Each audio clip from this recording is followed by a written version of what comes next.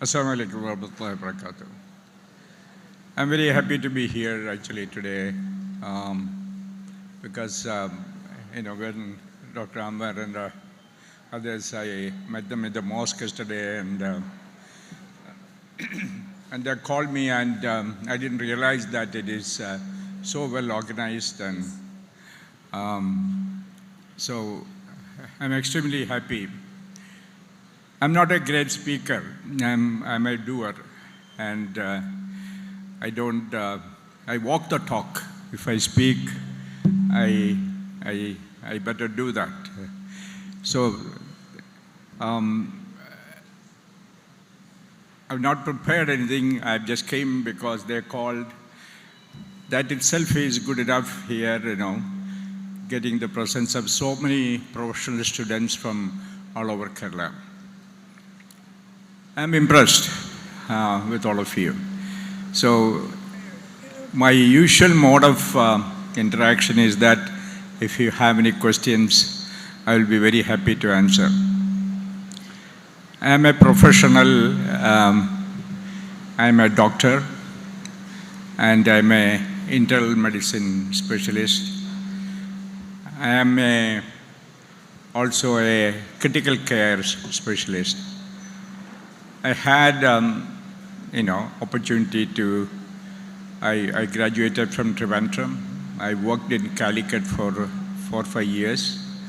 And then I did my MD coming back in Trivandrum. I went to the UK for a couple of years.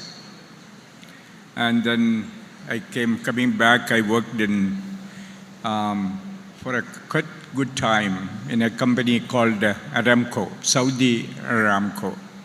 I don't know if you might have heard of it or not. Saudi Aramco is one of the biggest oil companies in the world. So a doctor, what am I doing in the oil company? So they have one of the biggest medical department. And I was an internist, and later on got opportunity to work into the management. And then I went to UK and took an MBA degree in management. So when I wanted to come away from Saudi, and then I had opportunity to go to US and spend in few of the good hospitals over there, and also attend a lot of management courses. So when I was coming away, I was wondering what to do after coming back here. My first choice was going to United States. And I had the green card to go. I had all the exams passed to go to US. And then I got Canadian immigration. And so I was wondering, come back to India or go to Canada, go to US. I chose to come back. There was a little personal reason for that, because I was always connected with my family in Trivandrum. And I'm originally from Trivandrum. So second, my son was not well. Second son, he was a brilliant guy, but he felt sick and he had a little bit of medical issues. And so he could not complete a formal education.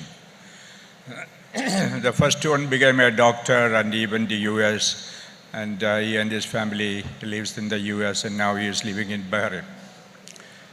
So second one had this problem, so I thought probably it may be better with the relatives here rather than with the strangers in the US, and that's how he came back here.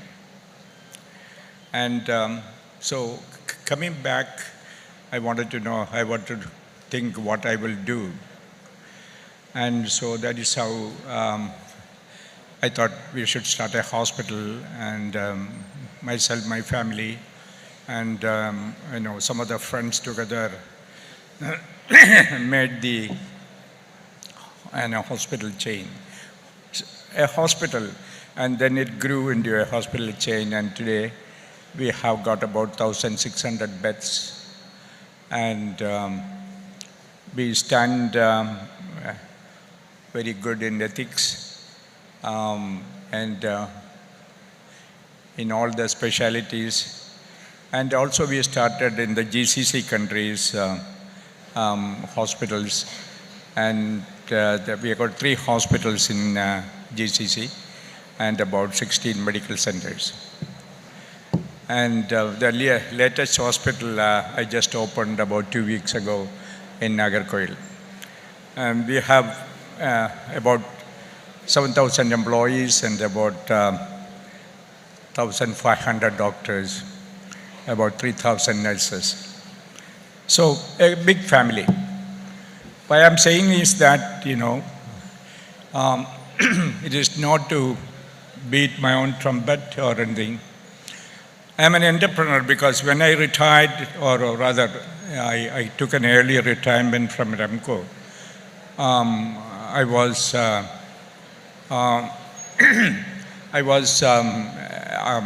in the latter half of my age. And so at that point, everybody wondered whether coming and starting a hospital, especially in Trivandrum. Hospitals are better run in Calicut because I worked in Chevayur, Calicut Medical College for 4 years before I went out. So everybody wondered and asked me, why are you starting a hospital in Trivandrum? And is it going to survive? And I said, this is my home and I have my people there, and therefore I will start it over here. And fortunately, and it became successful.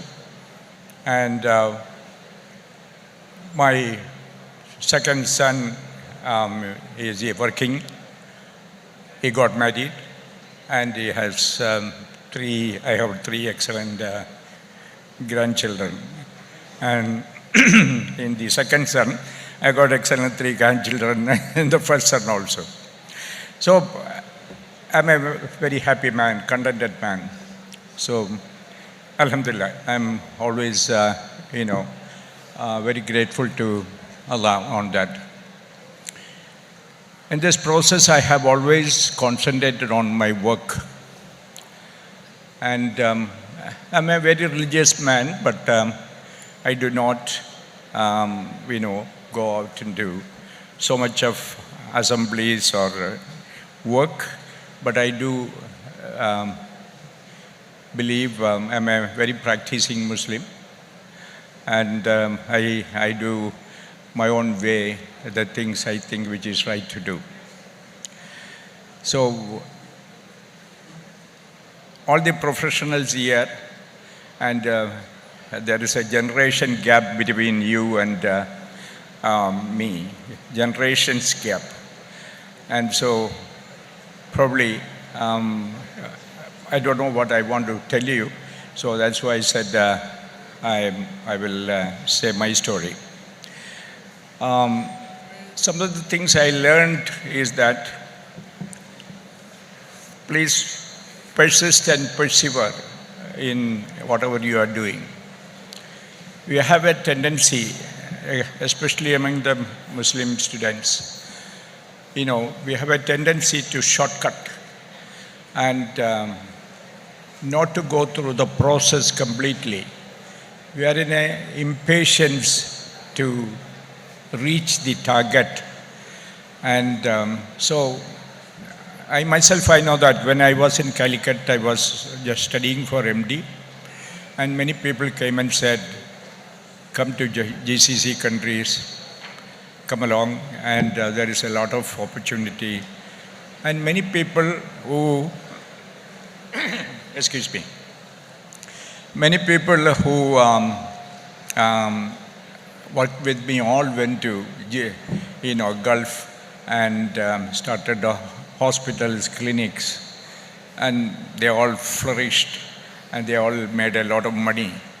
But I went only after post-graduation. I said, no, I want to finish my MD. And probably I was a very, very middle income group person, and I needed money probably much more than you people need today.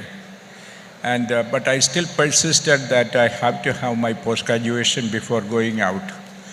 And that helped so much in my life later on. After a post-graduation, when you walk into anywhere, you have better respect than than just as a graduate you go.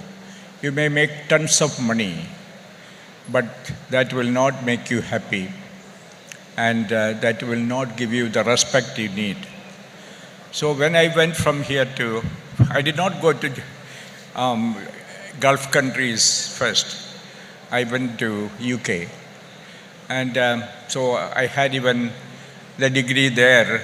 And so after that, when you went to Aramco and all those places, yes, then you have a respect, not because, because you had a good education.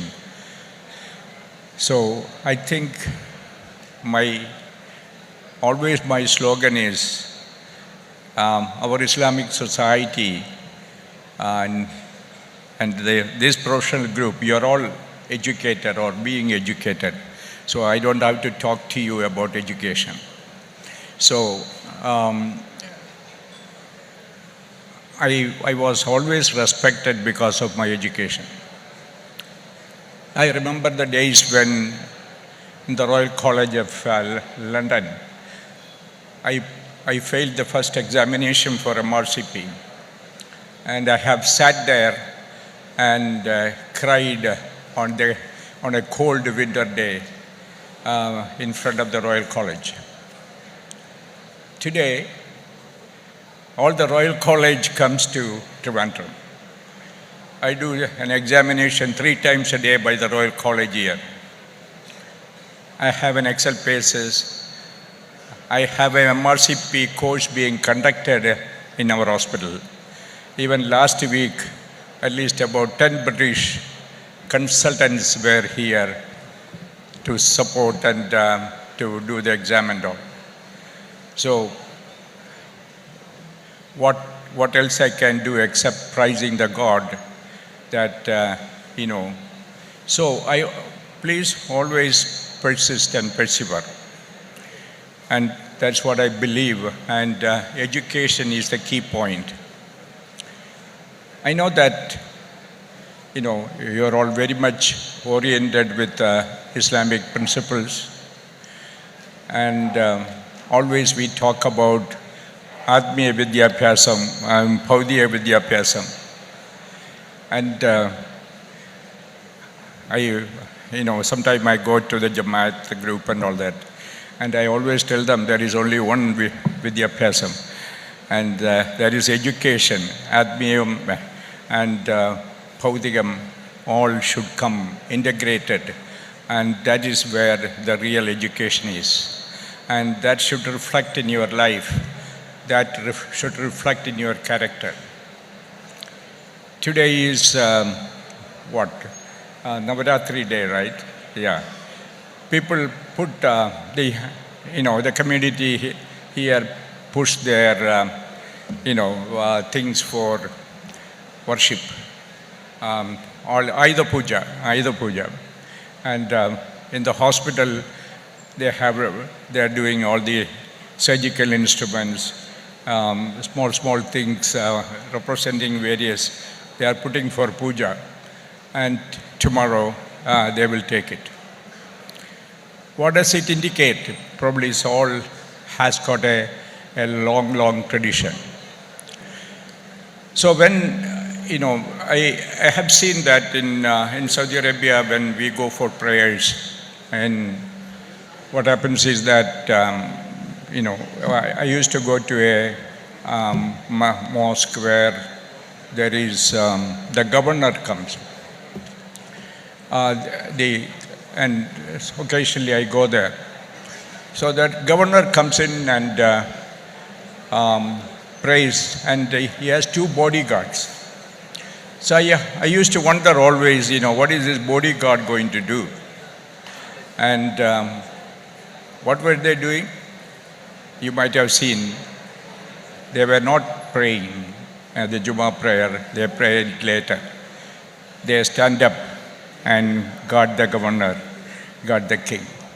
So when there is a war, same thing, Islam says that you divide, half of them fights, half of them worship and pray. So work is worship. And when we sometimes twist the religion for prayers, we go and take more time during the work and praying all the sunnahs and all that. I wonder whether we are doing the right thing in the same Islamic way. I believe that you have to give great importance to your work. And so I said about education, I said about work. And that is the kind of dedication we need. And that is the way the community can come up.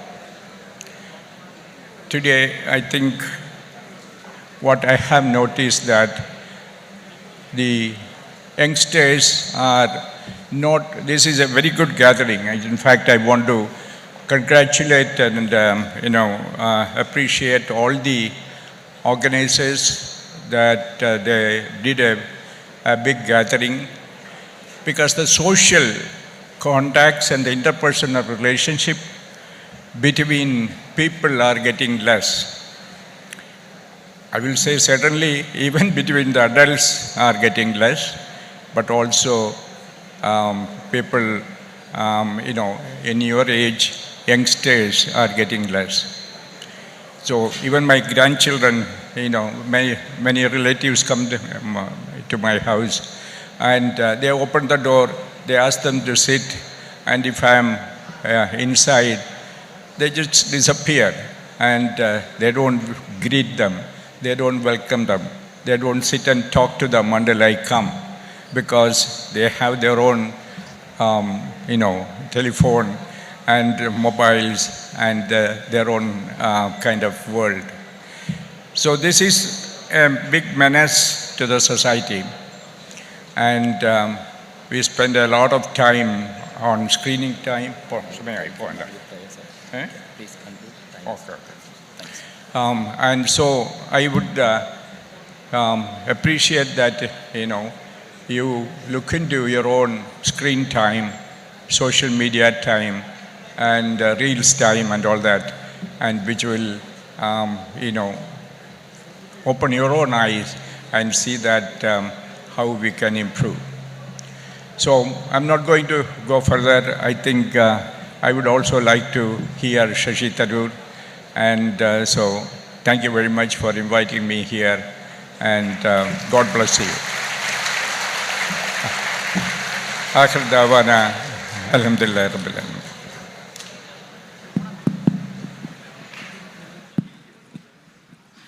Thank you, sir, for your valuable words. We would like to invite